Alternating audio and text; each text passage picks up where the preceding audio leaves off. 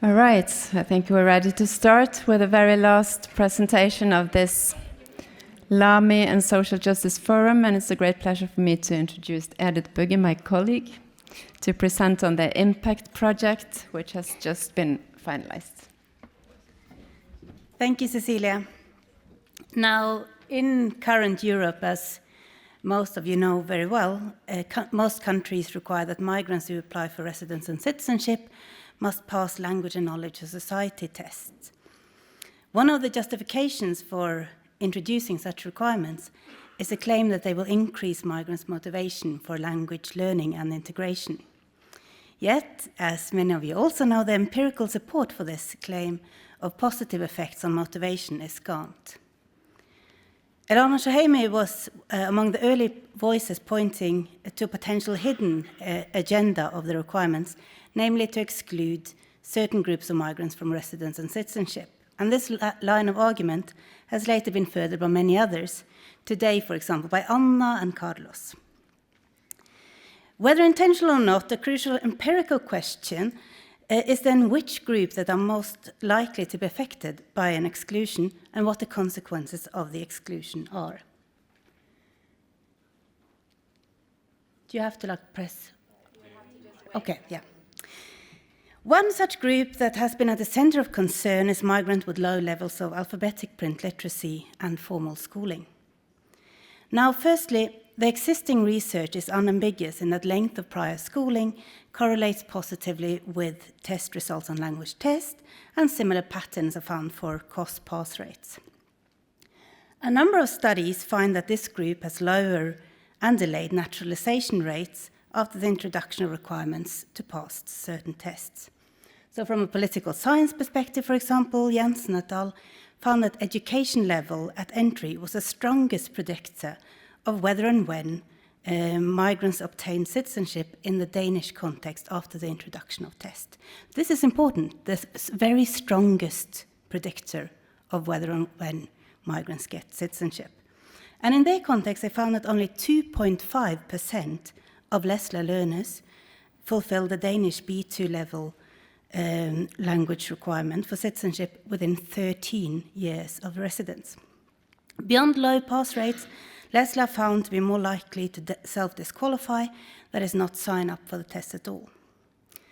So from a justice, equity, diversity, and inclusion perspective, it is also worth noticing, as we heard in Jennifer Randall's presentation this morning, that a systemic exclusion of LESLLA risks furthering other patterns of discrimination and oppression.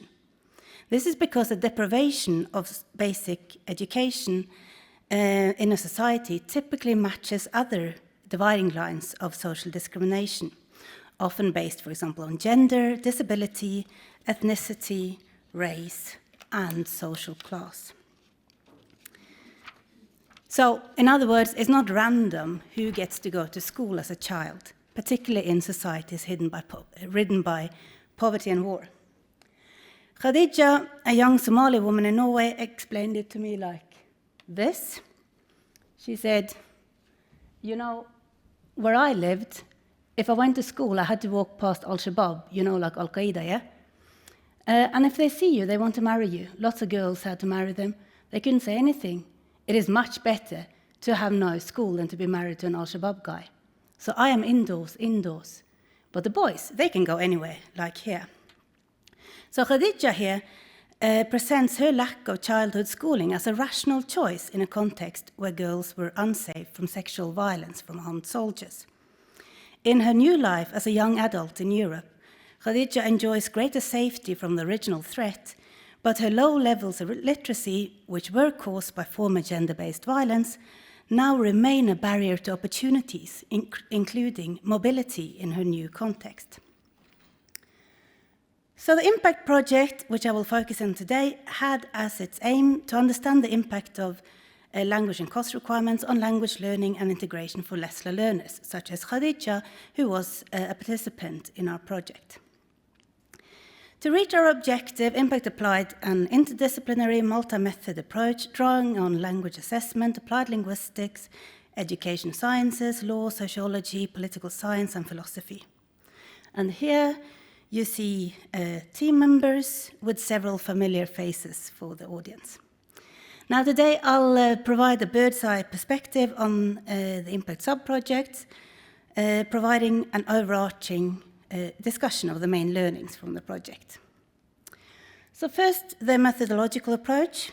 We began our work by mapping requirement policies across Europe, collecting data from 20 Council of Europe member states, and then to examine group differences in pass rates, we compiled a large-scale data set of almost 80,000 test takers in Norway.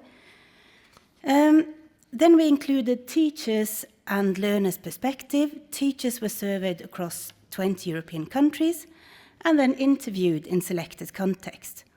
And finally, we interviewed LESLLA learners about their experience with language learning, testing, and requirements for permanent residence and citizenship. In sum, this multi-method approach, combining a variety of data sources and methods across the quantitative-qualitative span, allowed analysis of migration requirements and their consequences for LESLLA learners, as seen from the macro level of policy to the micro level of teachers and learners. So what did we find?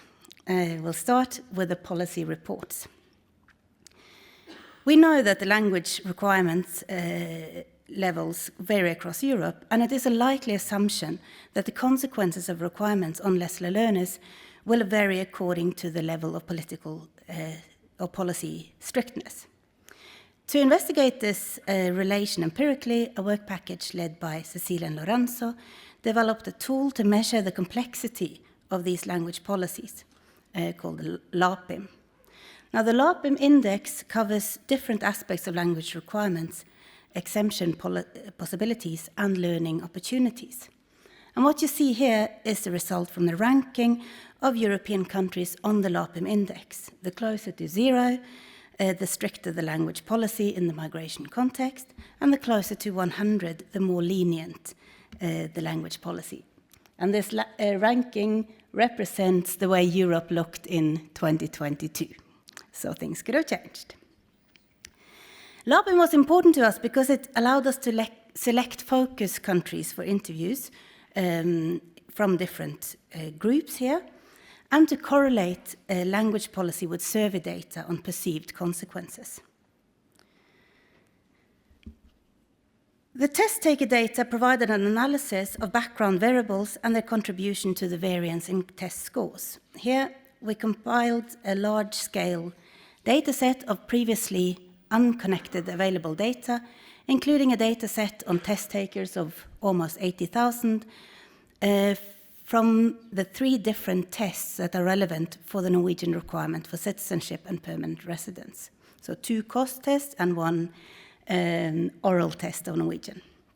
This data was then combined with available registry data on the individual test takers. What is important about this dataset also is that it includes all attempts made by the test takers for all 3 tests over a time period of 3 years.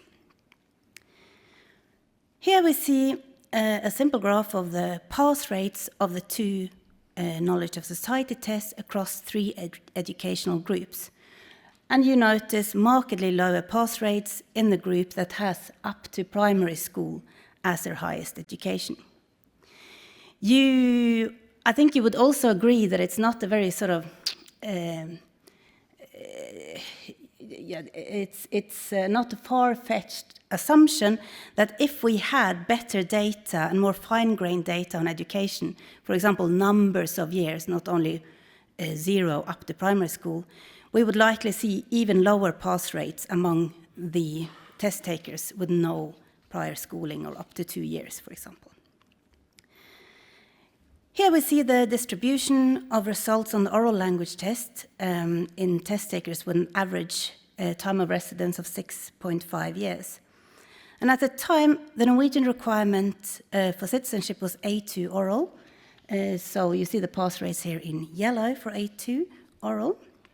It has since been heightened to B1 oral, the pass rates here marked in blue.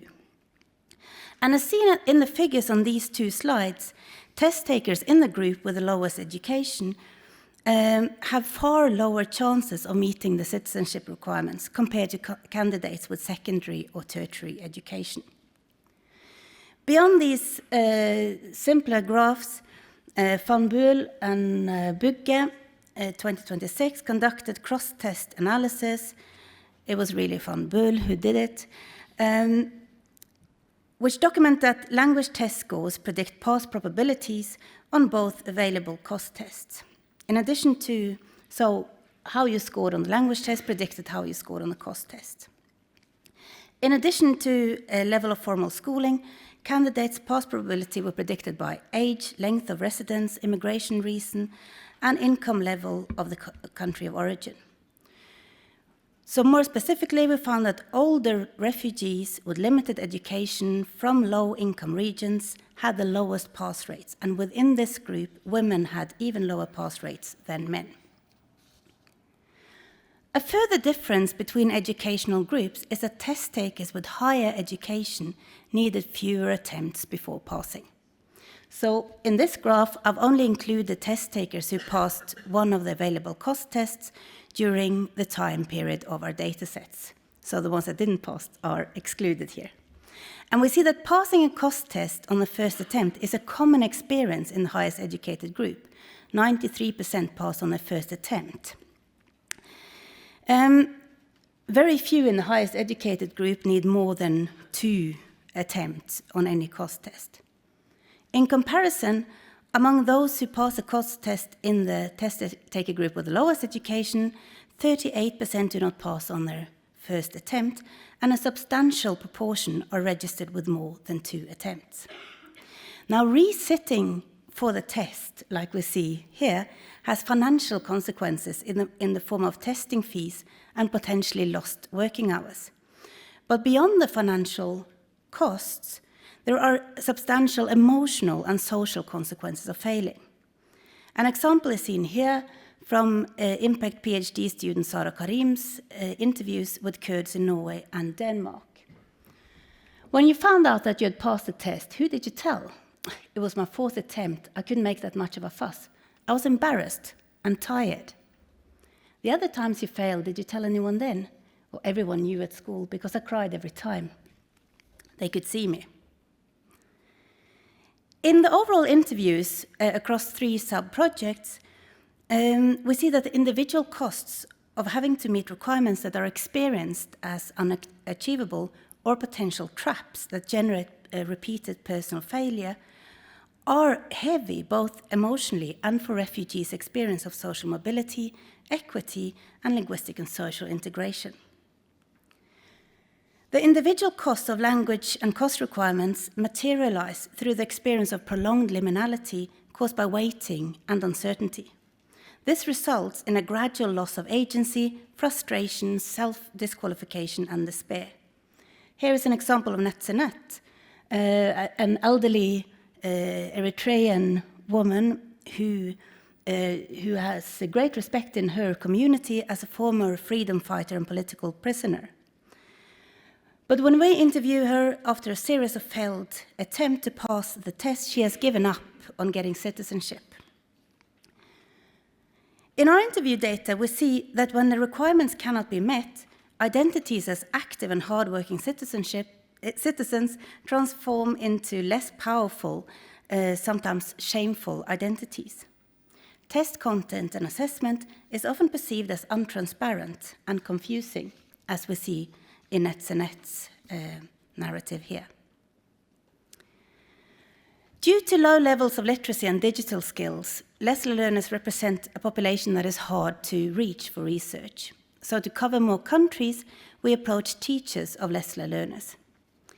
Teachers as a group are interesting beyond this sort of proxy design that I'm describing here, as they're placed in the roles of street-level bureaucrats under shifting integration policies, sometimes also as raters.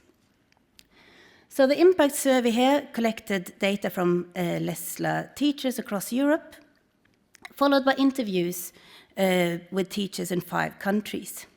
And these countries were then selected according to their score on the LAPIM index.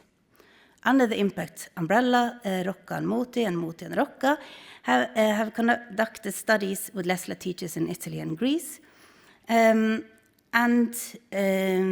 Noranger and Egeland have conducted studies in Norway, Sweden, and Denmark.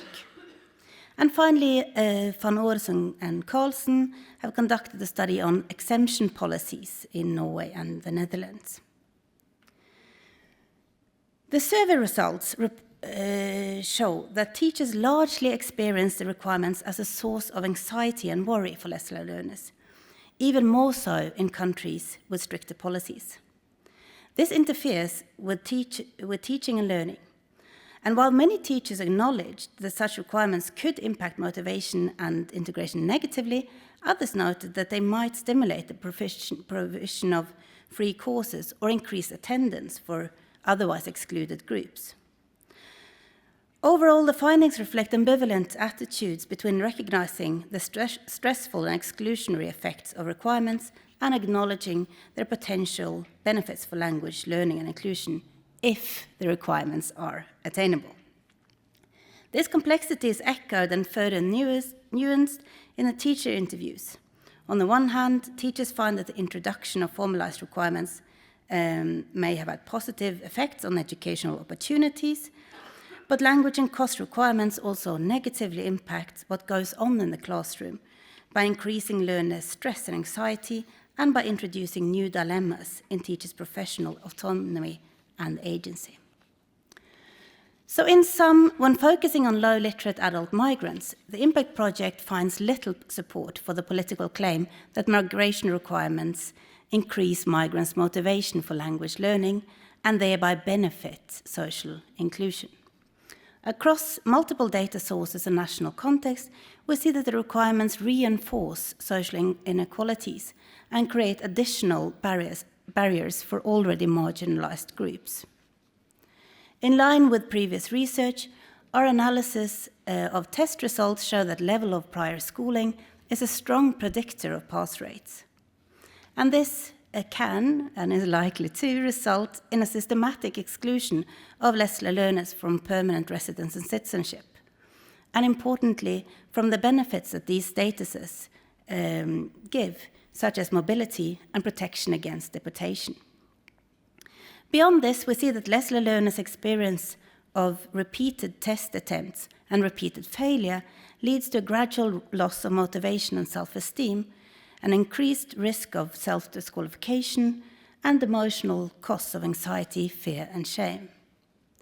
These effects are reinforced by temporality as migrants positioned in prolonged state of liminality on the long-drawn path to fulfill requirements for residence and citizenship.